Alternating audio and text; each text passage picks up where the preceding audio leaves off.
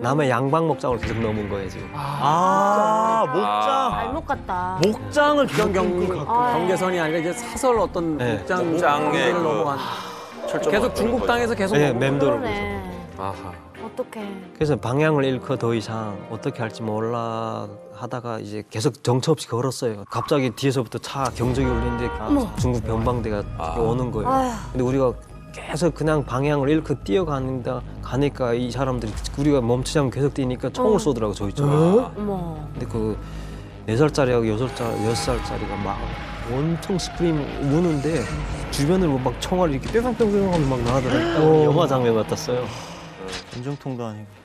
네, 거기서 다 멈췄어요. 애들이 막 주저앉으니까. 다 잡혔어요. 다. 18명 다 잡혔고. 영국 맨체스터에서 오신 정치 신예 티모시 조 모시겠습니다.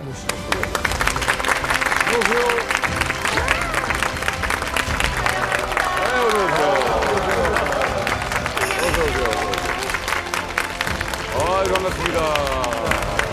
자, 북한에선 꽃제비 출신이었지만 아픈 과거를 딛고 이 탈북민 최초로요 영국의 지방선거에 출사표를 내던진 티모시 조 나오셨습니다. 네, 안녕하십니까. 되게 반갑습니다. 이름은 티모시 조이고 지금 현재 영국 만체스터에서 살고 있고 그리고 현재 영국 의회 북한 관련그룹 사무국장으로서 네. 영국 국회 안에서 이제 한반도 북한 이슈들이 어떻게 진행되는지 거의 대부분 알아야 하는 그런 역할을 갖고 있습니다. 네, 초청해 주셔서 감사합니다. 중요한 일. 아까 화면으로 잠깐 뵀는데 그 교황님도 계시고 뭐 영국 국왕님이랑도 이렇게 사진을 좀 찍고 하셨는데 아니 어떻게 만나게 되신 거예요? 그 찰스 국왕님 같은 경우는 그 어느 한 행사에 저희를 초청했어요. 네네. 근데 그 행사가 전 세계 핍박받고 인권 유린 당하고 있는 사람들을 추모하는 행사였어요. 네. 같이 기도도 하고. 근데 그 난민 출신들이 초청을 받았는데 이란하고 노스 코리아, 북한이 초청을 받았는데 그 중에서 제가 선택을 받았고. 근데 되게 재밌는 얘기가 있는 게 처음에 그 왕실에서 저한테 전화를 왔을 때 전화가 왔어요? 저는 그게 보이스피싱 전화인 줄 알았어요. 제가 그 왕실입니다. 그렇지 않습니까? 그러지. 뭐야? 헬로. 여기 로얄 패밀리. 무슨 말을 왜 쓰나? 이상하죠. 아니, 저는 왜 영국 왕실 나한테 전화 오냐고 이거 그 영어로 막 이거 나갖고 장난하지 말라고 전화를 끊었어요. 뭐라고 전화 왔어요? 딱 영어로. Hello, are you Mr. Cho? We're calling from King's Palace. 킹스 팔라스. 그래서 처음에는 What? 뭐라고요? 다시 한번 했는데 그 얘기를 해가지고 안 믿었어 진짜로. 끊어야지.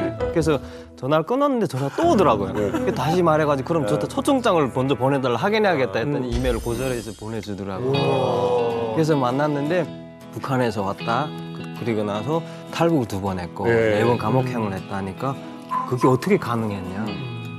어떻게 가능했냐면서 여쭤보는 거예요. 그러면서 나 시간 많으니까 네네. 이제부터 다 얘기하자면서 얘기하면서 그 사람들을 왜 감옥에 넣었고 왜 북한에서 탈출했냐. 한 25분가량을 나누면서 질문을 물어봤어.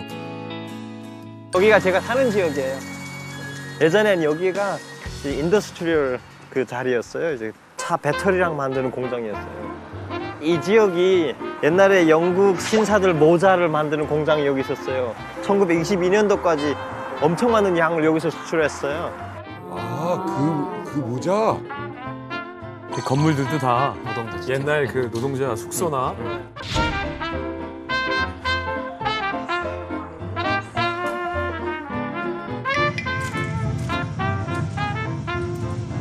They still have the royal family, although royal family, the king or queen, does not directly control the society, but they still keeping the as a historical root. Within that part, they have become today's one of the finest democracies in the world.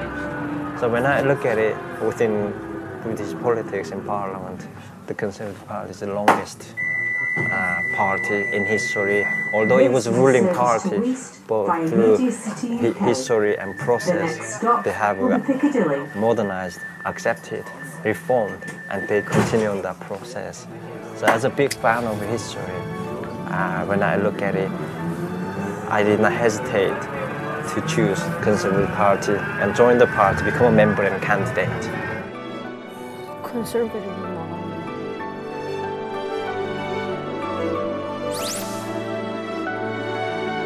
박지연 씨. 이분도 영상에 좀 이렇게 있더라고요, 많이 두 분이.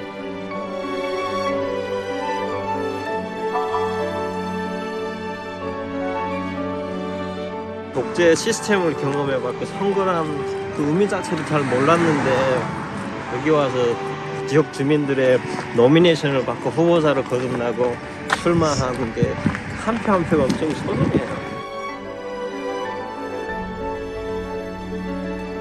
Are you going from Sunday? I'm going on Sunday. If I'm a CSHQ staff member, 영국 사회에서 야, 저걸 그것도 이 동양인 그것도 각자, 탈북한 예. 남자. 그러니까 지역마다 그게 다를 텐데 지지하는 것들이. 대단하시다. 새로운 환경에 적응하기도 힘든데요. 정계 진출 도전까지 아마도 이분의 이야기를 좀 쫓아가다 보면 야 이거 영화보다 더 영화 같다. 영화 제작해도 되겠다 하는 또 대단한 스토리들이 숨겨져 있습니다. 근데 그 중에서도 이 자리에 있는 분들뿐만이 아니라 많은 시청자분들이 가장 궁금해할 게 탈북을 하셨는데 왜 영국으로 간 거냐. 여기서부터 이야기를 좀 시작을 해야 될 것 같거든요. 영국이 제일 멀어 보였습니다. 당시 북한에서 한반도에서 아예 완전 맞은편에 있었고 영국 그 외를 보니까 바다가 되더라고요. 한반도가 너무 그 자체가 아픔이었습니다. 그 트라우마 그리고 막 그 분노가 자꾸 저한테 그리고 그게 자꾸 너무 근접해 있는 것 같았어요. 막 뭔가 도깨비가 제 이 머리 뒤에서 따라온 느낌. 그래서 당시 그럴 수 있겠다. 여기를 떠날 때 나 다시는 안 올 거다 한반도로. 가서 내가 북한 사람이라는 말도 안 하고 다시는 이 땅에 안 올 거다. 이제 그런 결심을 하고 그때 당시 제일 먼 곳으로 가자. 그렇게 하고 선택한 게 영국이었습니다. 근데 원래 북한에서 쓰던 이름이 있었어요? 지금은 티머스 조인데 네. 티모시. 한국 이름은 조국성입니다. 조국성. 저희 할머니가 지어준 이름인데 저도 나라저고 국도 나라국이고 성은 그 나라라는 성을 하나 자기만의 성을 갖는다. 나라를 갖는다 이런 뜻이라고 그렇게 이룰 수 조국성. 티모시 쇼가 영국으로 간 이유 중 하나가 바로 북한에서 겪은 트라우마 때문이라고 하셨는데 그 트라우마가 무엇인지 아직 티모시 조라는 이름을 얻기 전 이제 조국성이라는 이름으로 살 때 또 어떤 삶을 살았는지에 대해서 알아보도록 하겠습니다. 그래서 자, 이 티모시 조의 어릴 적 사진을 저희가 한번 화면에 띄워봤습니다.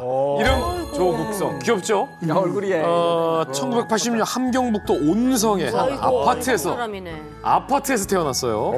17세 때 첫 탈북을 했으니까 인생의 반은 이제 북한에서 보낸 셈이고 아버지가 고등학교 역사 선생님 그리고 어머니가 수학 선생님으로 그래도 북한에서는 이 남부럽지 않은 출생 환경 속에서 태어나서 유년 시절을 보낸 걸로 나와요. 원래 좀 이렇게 집안이 부유했던 편이에요?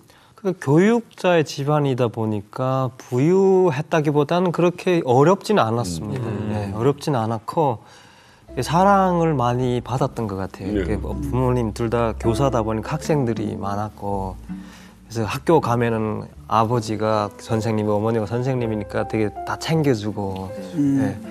그래서 그런 면에서 부모님 사랑을 받으며 성장했던 그 짧은 시간이라도 있었던 것 같습니다. 그런데 이제 아버님이 이제 역사 선생님이라고 하셨고 그러다 보면 이제 집안에 역사책들이 굉장히 많았을 것 네. 같은데 뭐 자, 북한이라는 어떤 폐쇄적인 사회에서 어떤 선전선동을 하는 이야기와 이제 역사책을 통해서 보게 되는 실제 역사의 그 얼굴은 다른 모습이 많았을 것 같아요. 혹시 기억에 남는 그 책에서 만났던 역사나 어떤 문화 같은 것들이 있었다면 어떤 것이 있을까요?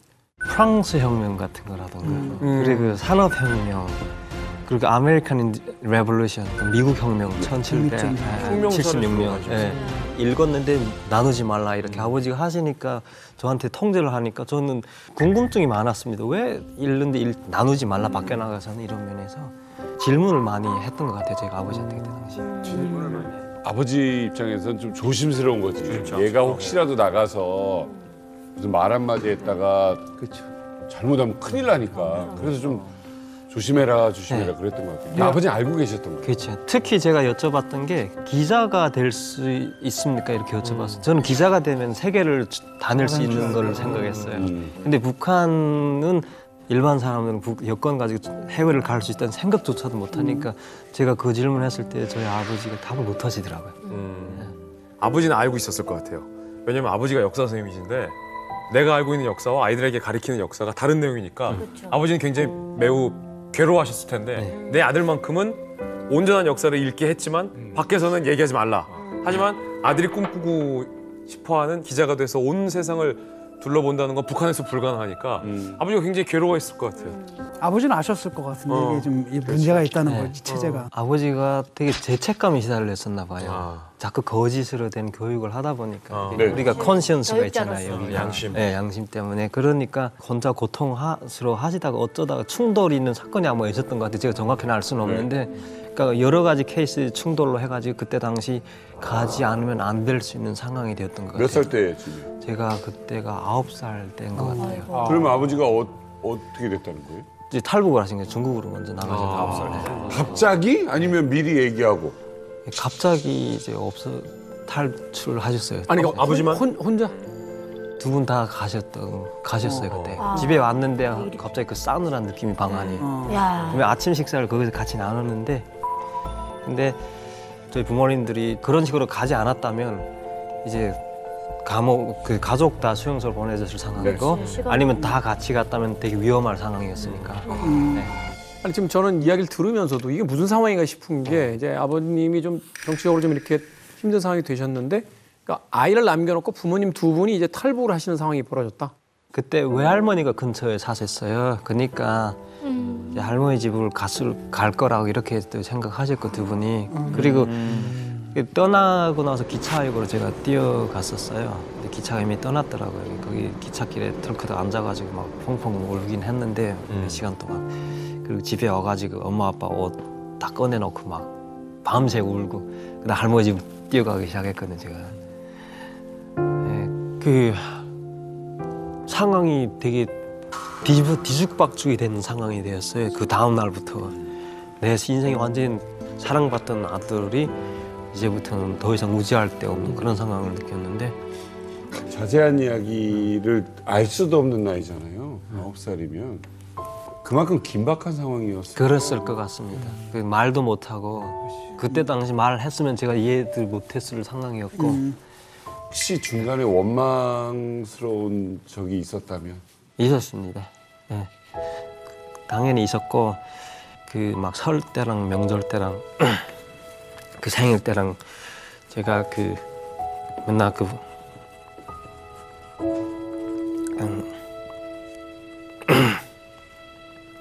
막 엄마 아빠 이름 부르면서 계속 울던 그런 적도 있었고요.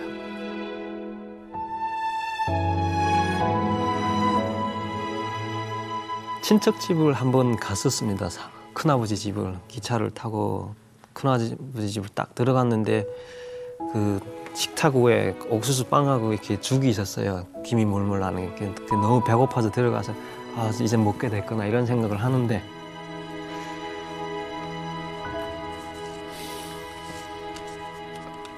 큰어머니가 있었는데 저보고 밥 먹었냐 하는 얘기를 안 하시더라고요. 그때 당시에 되게 어려운 상황이 북한이 당시 많이 굶어 죽어가고 아사자가 나는 상황이니까 그렇게 조카가 왔는데 밥 먹었냐라는 말도 안 하고 40분 동안 아무 얘기도 안 하시더라고요. 그래서 눈물 흘리면서 제가 뛰쳐나왔고, 그때 가가지고 시장에 가서 빵을 빈 적도 있고요.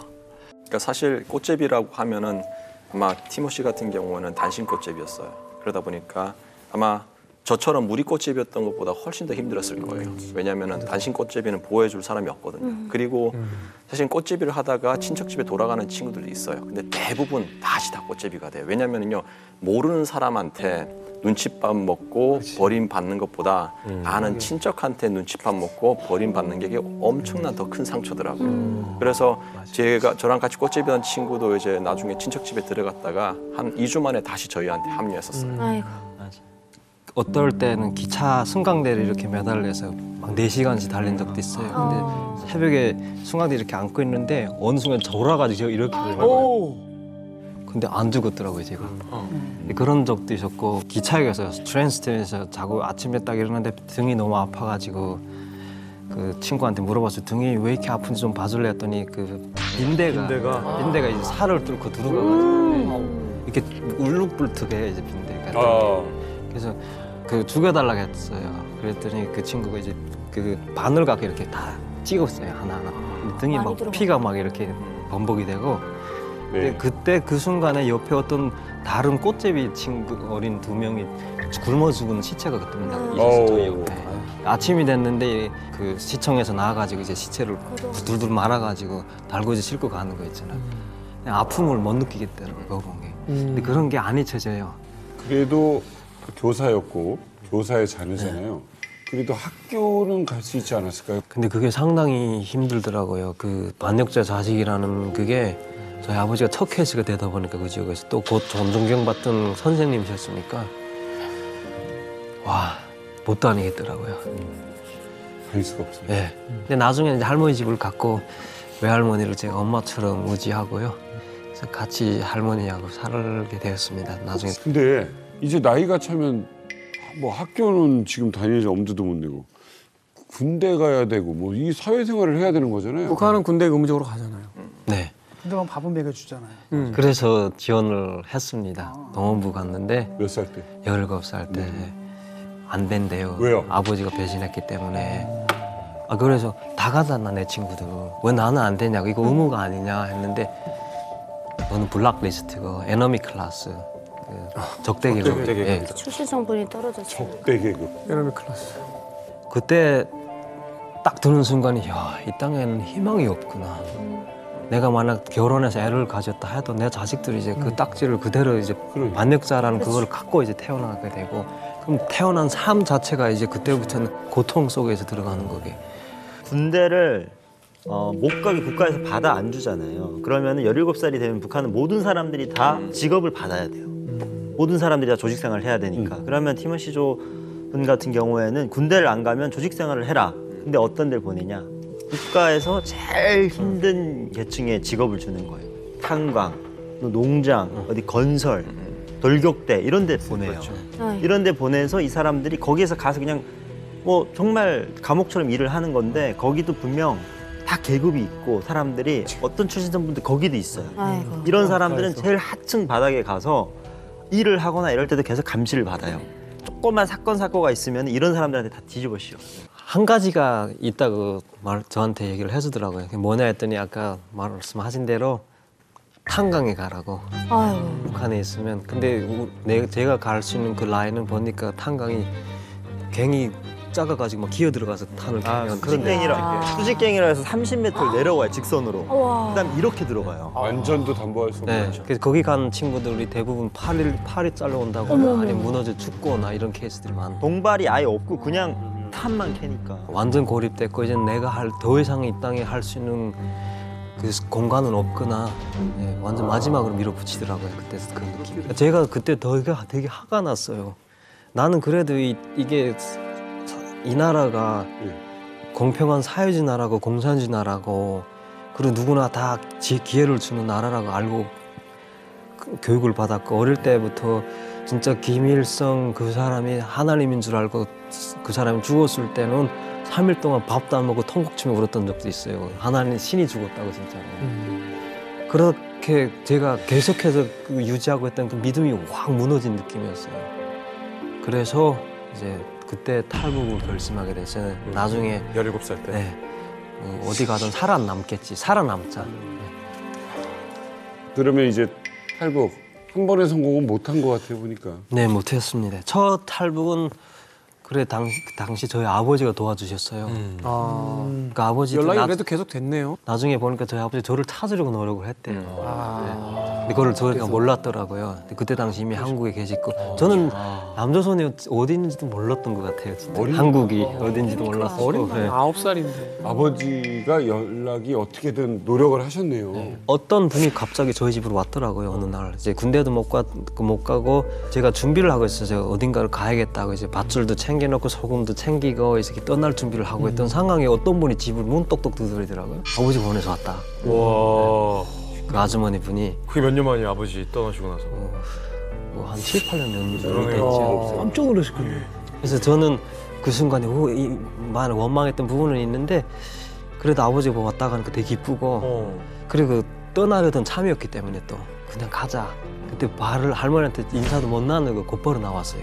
왜냐하면 저희 집을 되게 감시 속에 있었으니까 항상. 네, 그래서 곧바로 그분 따라왔고 그냥 일단은 강을 건넜고 그리고 되게 쏙 충격적인 경험을 하게 되는데 여기서 중국을 딱 들이고 나서 그다음 영길이라는 시내를 들어가게 되는데 멀리서 또 불빛이 반짝반짝 거리는 거예요. 7개의 빛이 막 이렇게 빙빙빙 도는 게 되게 아름답더라고요. 그리고 사람들이 각종 머리 색깔, 맞아. 스타일들 이런 게 막 나오고 옷도 막 각종 각양각색의 옷도 입고 청바지가 구멍 난 걸 처음 봤어요. 근데 너무 신기해서 와 이런 것도 입어 하고. 다른 세상에. 네. 그래서 그게 이제 거기서부터 제가 갑자기 이런 생각 들더라고요. 17년 동안 내가 뭘 배웠지? 우물 안에 개구리였구나. 왜 미리 도망 안 나왔지 생각도 들어요. 6명인가 7명인가 한 전체 가족이 있었어요. 아기가 2살, 4살짜리 아기들까지 있었고 우리는 가란 방향으로만 한 2,000m 걸었거든요. 근데 계속 가는데 자그마한 철조망이 있는 거예요. 생각하기 이렇게 높은 철조망이라 했는데 자그마한 철조망을 3개, 4개 넘었고 뭐가 방향이. 그리고 아침에 일어나 봤는데 남의 양방 목장을 계속 넘은 거예요 지금. 목장. 발목 같다. 목장을 경계선이 아니라 이제 사설 어떤 네. 목장의 목장을 넘어간. 철조망 계속 중국 땅에서 계속 네, 넘어간. 맴돌고. 그러네. 아하. 어떡해. 그래서 방향을 잃고 더 이상 어떻게 할지 몰라 하다가 이제 계속 정처 없이 걸었어요. 갑자기 뒤에서부터 차 경적이 울리는데 중국 변방대가 오는 거예요. 아휴. 근데 우리가 계속 그냥 방향을 잃고 가니까 이 사람들이 우리가 멈추자면 계속 뛰니까 총을 쏘더라고 저희 쪽으로. 어머. 근데 그 4살짜리하고 6살짜리가 막 엄청 스크림 우는데 주변으로 막 총알이 이렇게 뿅뿅뿅 하면 막 나가더라고요. 영화 장면 같았어요. 전쟁통도 아니고. 네, 거기서 다 멈췄어요. 애들이 막 주저앉으니까. 다 잡혔어요. 다. 18명 다 잡혔고. 아니 그러면 그렇게 잡히셨잖아요. 잡히셔서 어떻게 돼?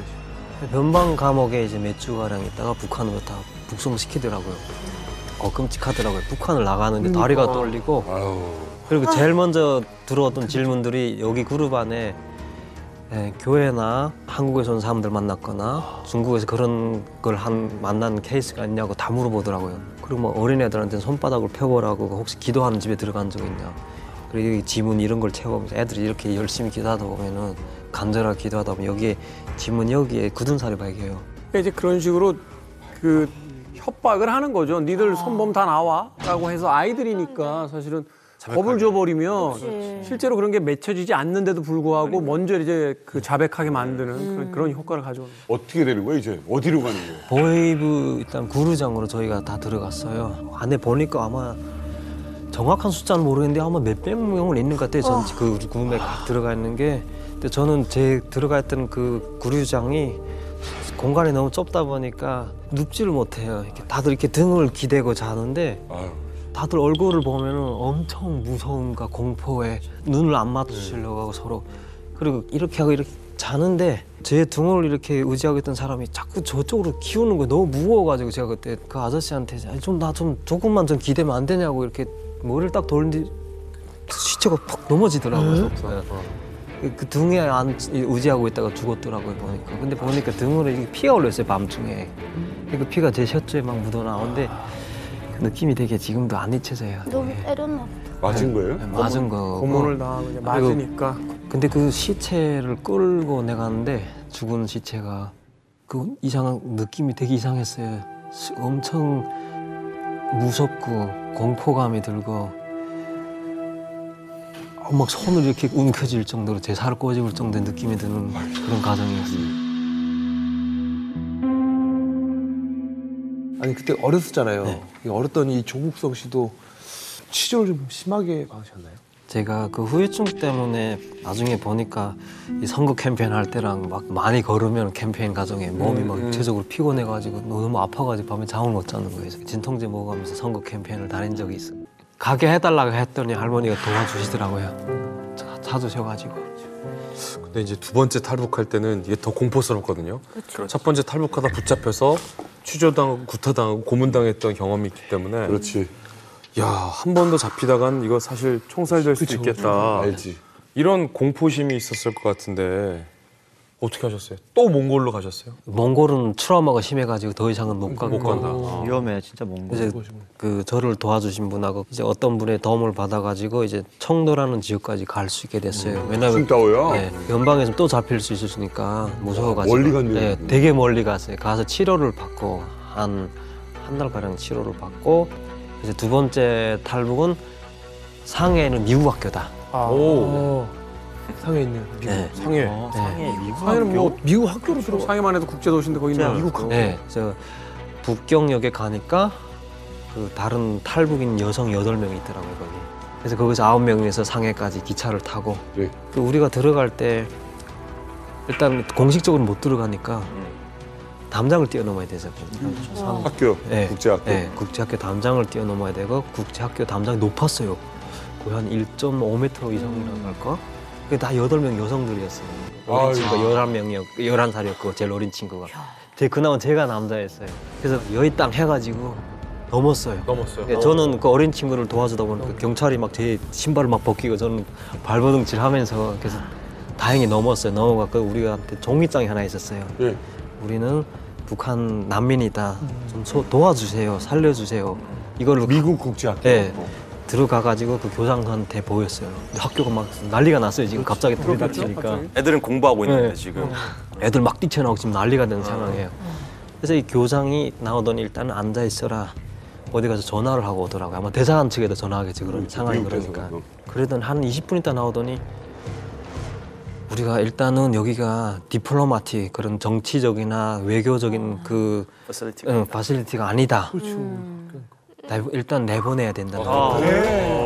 일단 내보내야 된다는 거. 아 이게 너무 위험한데요. 그러니까 요걸 좀 설명을 하게 되면요. 중국에 이런 학교가 있어요. 외국인 학교인데 대사관이 이제 후원을 하고 대사관 지역처럼 치해법권인 외국인 학교가 있어요. 그런데 들어갔을 때는 치해법권이기 때문에 중국 정부가 손을 못 쓰는데 상해에 있는 미국 학교 같은 경우는 중국의 교육청의 허가를 받아서 만들어진 학교거든요. 그렇기 때문에 치해법권 구역이 아니고 어떻게 그 학교 교장 선생님들 이 사람들을 그러니까 이 탈북민들을 도와줄 수가 없어요. 그렇기 때문에 제가 봤을 땐 이거는 잘못 들어간 거예요. 아니 학교에 이 진입이 무산됐을 때 너무 막막했을 것 같은데요. 저희가 나가라 하니까 안 나가고 9명이 이렇게 똘똘 뭉쳐가지고 이렇게 벽을 만들었어요. 사람 9명이서. 그 경찰이 한 40명이 들어왔어요. 안 나가니까 그 다음부터 막 질질 끌고 내가 말 안 들으니까 계속 막 당기고 하니까 패기 시작했고 막 이 과정. 근데 많은 학생들이 그때 우리를 둘러싸고 있어요. 다 13살, 12살, 13살 학교 학생들이 막 눈물 펑펑 흘리면서 있잖아요. 제수들이 있었어요. 저희 방에. 그 미국인도 있었고, 일본 교수님이 있었어요. 콜롬비아인도 있었고, 말레이시아인도 있었고, 중국 사람도 있었고, 한국 깡패 아저씨도 있었고, 제가 북한을 대표하고 있었어요. 네. 각 나라별로 지금. 네. 처음에 가서는 제가 계속 울었어요. 이제 가면 어떻게 되는지 아니까 그 사형을 지금 사형수 같은 느낌이었어요. 이제 네네. 가면 죽는다. 막 우니까 밤마다 이 아저씨가 와서 물어보더라고요. 너 왜 울어 자꾸 밥도 안 먹고 계속 울기만 하고 잠도 안 자고. 그래서 그때 처음으로 그 아저씨한테 얘기를 했어요. 그 깡패 아저씨한테. 되게 무섭게 생겼어요. 근데 아저씨가. 눈이 뭐 이만하고 머리도 막 빡빡 이렇게 깎아가지고 보면 되게 무서워요. 이 정도면 마동석. 근데 그 아저씨가 너 왜 우냐? 네. 그래서 제가 왜 울어? 차초지종을 설명했더니 이 아저씨가 한번 이런 책을 읽어봐 하면 주는 게 있었어요. 너 시간 있잖아 감옥에. 근데 까만 책이었는데 성경책을 읽고 있더라고요. 깡패 아저씨가. 회개하려. 회개를 많이 하셨구나. 그리고 한번 너 진짜 살고 싶잖아. 설마 이 세상에 하나님 있을지도 모르니까 한번 기도해봐. 네.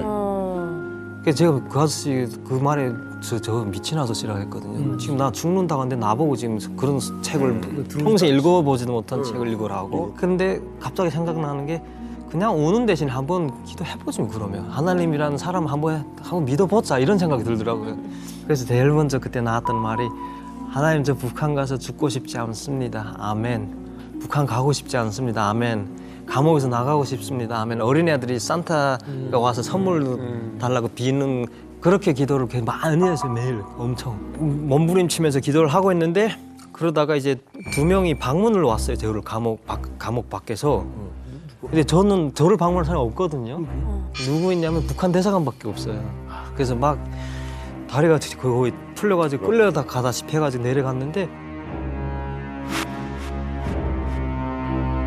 두 분이 딱 저기서 보고 있는데 북한 대사관 얼굴이 아니고 다른 분의 환한 얼굴이 웃음을 짓고 있더라고요. 봤는데 한 분은 한국 대사관 그 외교관님이었고 다른 한 분은 제가 잘 기억이 안 나는데 외국 분이셨어요. 누군지는 잘 모르겠고 와서 저희한테 한 얘기가 너 되게 행운하다. 중국 당국이 개의한 결정을 내려서 너를 필리핀으로 추방시키기로 했다. 필리핀으로? 필리핀으로 추방시키기로 했다. 너하고 필리핀으로? 추방 내렸구나. 나하고 우리 8명 다 그룹을 이제 다 필리핀으로 추방시키기로 했다. 필리핀이요? 네. 중국이? 네. 그리고 저희한테 이제 외교관 여권을 제공하는 거예요. 이야. 어떻게 이런 일이 있을 수 있죠? 그 당시에 그분들이 설명하는 게 그때 당시 상해 학교에서 잡혔을 때 네. 거기 목격하던 그 학생들 많은 학생들 중에 13살짜리 학생 하나가 이메일을 썼다요 기자한테다가. 이게 지금 온라인에 있어요 지금도. 네. 이메일을 네. 썼다고요? 영어도 문법이 다 틀린 영어로 가지고 우리가 너무 참혹한 그 강경을 목격했다. 끌려가는 모습이 트라우마틱했다. 그리고 우리로서는 어린 친구들이다 보니까 도울 방법도 없고 어찌할지 모르고 막 울기만 했다. 근데 이들이 북한 가면 죽는다. 도와주세요.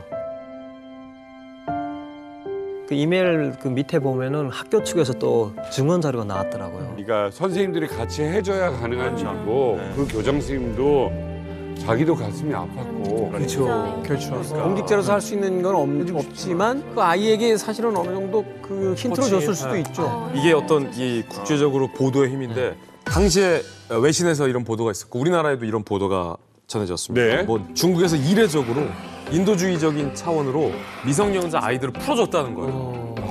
중국 당시 국경절 연휴였어요. 그런데 그 연휴가 끝나는 대로 북송이 아니라 제3국으로 보내기로 결정됐다라고 기사에도 보도가 됐고 그때 국제사회의 여론을 중국이 눈치를 봤던 거죠. 왜냐하면 당시에 2004년도면 한창 중국이 올림픽 유치 어쩌고 저쩌고 됐어요. 전 세계의 어떤 이목에 신경을 써야 했던 시즌이기 때문에 맞네. 연휴 끝나고 정말 중국이 바로 필리핀으로 추방을 시켰어요. 이런 사례가 요 케이스 이전에는 거의 없었죠. 먹어야 되고 어떻게 돈을 벌어요? 낮에는 계속 그 학교를 다니며 영어를 배우다 보니까 주말에나 주말 낮에는 그 피자집 그 이란 아저씨가 운영하는 피자집이었는데 와이프가 한국 분이었어요. 네. 저를 되게 막 챙겨주고 집에 들어갈 때면 막 피자도 챙겨주고 그 도넛 케밥도 막 비닐에 싸가지 넣어주고. 네. 그리고 그 전단지 아르바이트를 제가 하루에 6,000장씩 돌렸어요. 와, 6,000장이요? 네. 그것 때문에 제가 선거 때 많은 도움이 됐습니다. 선거 때 전단지를 돌리잖아요, 다니면서. 야, 그게 또 그렇게 나 주변에 전단지 알바한 친구들 많았거든요. 6,000장을 어디다가 그러게 할수 있다. 6,000집을 가서 돌려야 되는. 쉽지 않은데 진짜 이거. 근데 그거 해야만 이제 돈이 거기서 나온 돈이 이제 생활을 유지할 수 있었고 그리고 주말 그 밤에는 이제 한국 식당이 만체스터에 있어요. 예전에 박지성 선수나 이청용 선수가 즐겨 찾았던 한국 식당이 하나 딱 있어요. 그러니까 한국 분들이 와서 40년 전에 연 식당이에요. 최초. 그래서 네. 그래서 거기에 가서 이제 주방 어시스턴트로 하면서 토요일하고 금토 하면은 100파운드씩 안 됐는데 그 사장님이 저를 되게 챙겨주느라고 일부러 막 10파운드씩 더 올려주고. 어쨌든 선전수전 다 겪고 맨체스터라는 곳으로 넘어가게 됩니다. 거기에서 어떻게 하다가 이게 정치권에까지 발을 들이게 된 겁니까? 정치에 갈 거라고 생각해 본 적이 단 한 번도 없었습니다. 꿈에도 그래 생각해 본 적도 없고 영국에 갔을 때도 치과 의사가 되고 싶었습니다. 그래서 검정고시 마치고 수능 공부한 것도 이제 개인적인 편인데 잘 나왔어요. 그래서 대학을 치기공대학을 갔어요.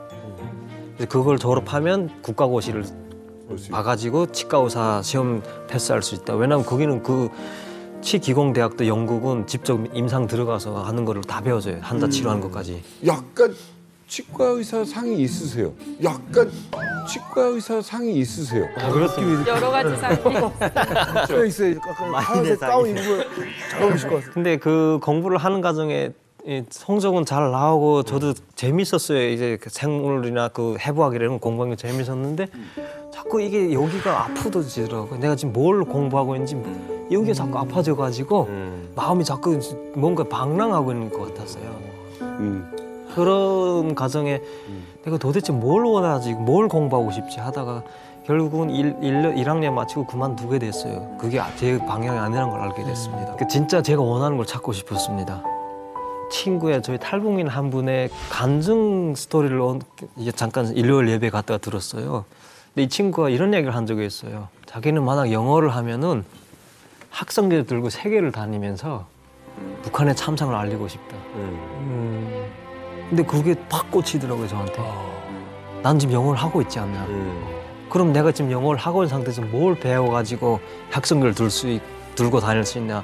그런 과목을 막 뒤져보다가 번개 국제 외교 정치에서 그걸 배우게 되면은 이제 피해자도 알 수 있고 왜 피해자 가족들에 대한 상황도 알게 되고 그 시스템 깊이를 막 뛰어들어가 두져낼 수 있는 그런 부분들이 많이 설명을 해주고 있더라고요. 그걸 공부하면.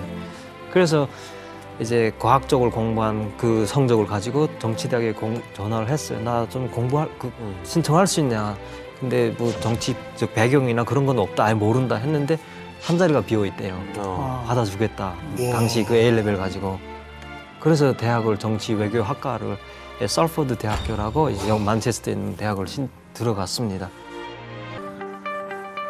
지금 모리선이요. 저희 당대표님하고 제 선거 에이전트 하셨던 분이 올 거예요. 저분이 여기 지역에 이제 보수당을 창립하신 분이거든요. 이 테임사이드 지역구에. Sit out the way at the back there.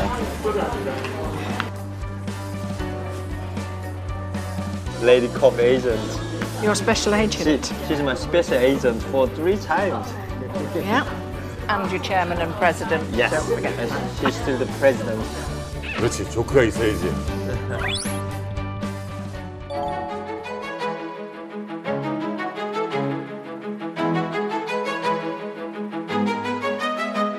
When Tim first joined us, it was a bit of a shock that we were looking at a member of our Conservative team that had actually come from North Korea and arrived in the position that he was in with us. 되게 엄청 강한 보수입니다. 영국 보수. We realised that the journey that he had made to be here with us and the sacrifices he had made, and everybody was full of admiration for what he'd achieved. He's compassionate, he's caring, genuinely. He's a genuine young man that would be there for anybody in need, whatever their circumstances or political persuasion. A lovely, lovely young man.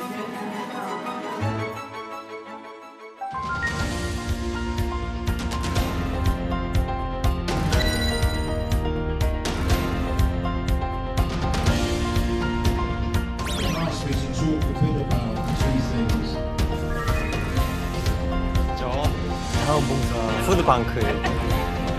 I'm taking a strong video. If this country was actually established upon, they should not have no phone, no internet, not YouTube, not Facebook.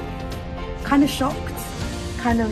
Yeah, it's a lot to take in. It's a lot to take in. It's quite saddening, to be honest. Like he probably appreciates democracy a lot more than we do because we take it for granted, I guess. Yeah, no, for sure. 지역 주민들의 노미네이션을 받고 후보자로 거듭나고 출마하는 게 한 표 한 표가 엄청 소중해요. 뭐 영국에서 나와서 자란 사람도 아니에요. 이렇게 지지해주는 사람들이 있다. 그것도 정치하는 사람들이. 참 복입니다. 이유가 뭘까요? 티모시 그 자체로 더 다가갔습니다. 그분들한테 내가 보수당 후보도 아닌 그냥 산 사람으로서 다가가서 지역을 발전시키고 이렇게 하고 다 설명하고 그렇게 하니까 얘기를 하니까 이분들이 그 진실을 알아보시더라고요. 진심을. 그래서 그 과정이 특히 저를 후보로 인정해준 그 부분에서 저를 견제한 그 부분이랑 저를 되게 용기를 줬어요. 제가 그 의원님이 저를 처음으로 어남 그 영국 펍에 데려간 적이 있습니다. 제가 처음으로 국회를 방문했을 때. 근데 국회 그 펍에 딱 들어갔는데 의원님들이 상하원 의원님들이 거기 앉아서 피시앤칩스를 드시면서 와인 한 잔 넣고 뉴스를 보고 신문을 보고 있는 거예요. 근데 너무 평범한 거 있잖아요. 그러면서 그 의원님이 하시는 얘기가 그때 이게 정치다. 섬김을 받는 게 아니고 섬기는 게 정치다. 그게 저한테 원동력 그때부터 저를 뭔가를 해볼 수 있는 이제 나도 할 수 있구나 그런 메시지가 거기서 전달됐고 저한테.